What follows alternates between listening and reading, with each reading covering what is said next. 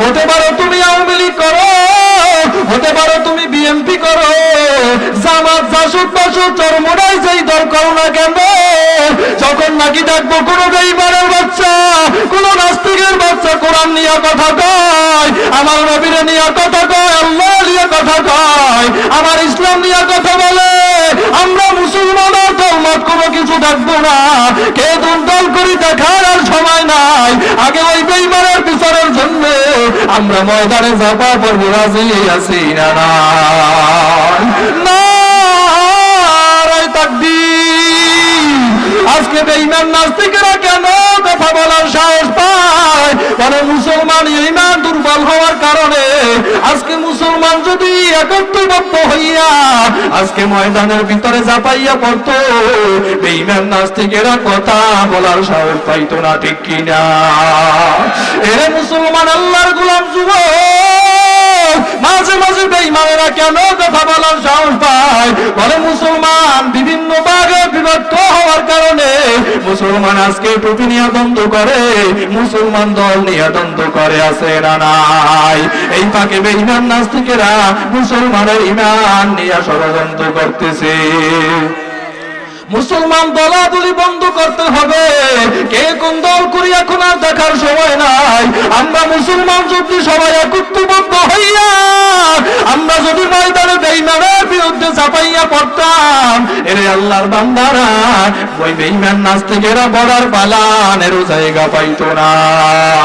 দেখেন না এই বাংলার জমিনে দাঁড়াইয়া যখন নাকি বেশ্যা তসলিমা আল্লাহ জালেম বলে গালি দিছিল, যখন নাকি আমাকে করছিল, বাংলার জমিনের বড় বড় ওলামায়ে কেরামের দল, ওই চরমোনাইওয়ালারা, হেফাজতওয়ালারা, সানসিনাওয়ালারা, বাংলার জমিনের বড় বড় ওলামায়ে কেরামের দল যখন নাকি ময়দানে ঢাকার রাজপথে দাঁড়াইয়া বেশ্যা তসলিমার বিরুদ্ধে স্লোগান দিছিল, বেশ্যা তসলিমা বর্ডার পালানেরও জায়গা পায় না।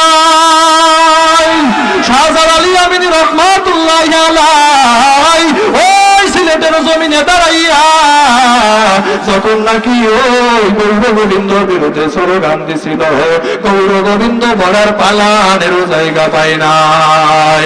এবার মুসলমান আওয়াজ দিয়া বলো, আমরা ওই মুসলমান এখনো আছি না নাই? আমাদের আওয়াজ এখনো আছে না নাই? আমাদের হুঙ্কার এখনো আছে না নাই? এবার দেখা যাবে মুসলমানের ঈমানের পাওয়ার কেমন। আজকে মুসলমান হক কথা বলতে ভয় পায়, মুসলমান ময়দানে নামতে ভয় পায়, মুসলমান সত্য কথা বলতে ভয় পায়, মুসলমান তাকবীর দিতে ভয় পায়। কেন কেন? বলে মুসলমানের ঈমান হইছে দুর্বল। মিথ্যা কথা বলতে বলতে, সুদ খাইতে খাইতে, ঘুষ খাইতে খাইতে, পরের জমি আল ঠেলতে ঠেলতে আর কলমের ভিতরে মরিচিকায় ধরে গেছে। এখন আর কোরআন নিয়ে কথা বললে আর অন্তরের ভিতরে লাগে না, আমার নবীর নিয়ে কথা বললে আর অন্তরে লাগে না, আল্লাহর নিয়ে কথা বললে এখন মুসলমান অন্তরের ভিতরে লাগে না। ওই অন্তরের ময়লা দূর করতে হবে। এবারে থাকবে নারায়ে তাকবীর। এবার দেখা যাবে বরিশালের বক্তার আওয়াজ বেশি হয় না রাঙ্গামালী এলাকার মুসলমানের আওয়াজ বেশি হয়। নারায়ে তাকবীর। এই আওয়াজে চলবে না। মুরব্বীরা বেয়াদবি মাফ করবেন। 1 2 3 বলার সাথে সবাই লাফ দিয়ে দাঁড়ায় যাবেন। 1 2 3 আল্লাহু আকবার। নারায়ে তাকবীর।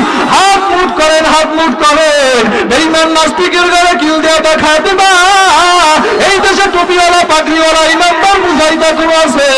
এরা বেঈমানের দলের নাস্তিকের দল। কান খুলিয়া শুনিয়া রাখো, আজকে আমার রাঙ্গামালীর জমি থেকে জানাইয়া দিতে চাই, আমার কোরআন নিয়ে কথা বললে, ইসলাম নিয়ে কথা বললে, এরা বেঈমান আমরা মুসলমান পেটের উপরে একটা একটা কিল দিলে পিঠের চামড়া থাকবে না। এবারে নারায়ে তাকবীর।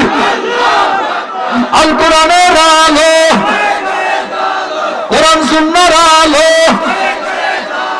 নারায়ে তাকবীর। আলেম ওলামা যেখানে, ওয়াজ মাহফিল যেখানে, মাদ্রাসা মসজিদ যেখানে, নারায়ে তাকবীর। নারায়ে তাকবীর। নারায়ে তাকবীর। গান বাজনা যেখানে, স্টার জলসা যেখানে, কিরণমালা যেখানে, নারাই তাকবীর, চিল্লা বলেন না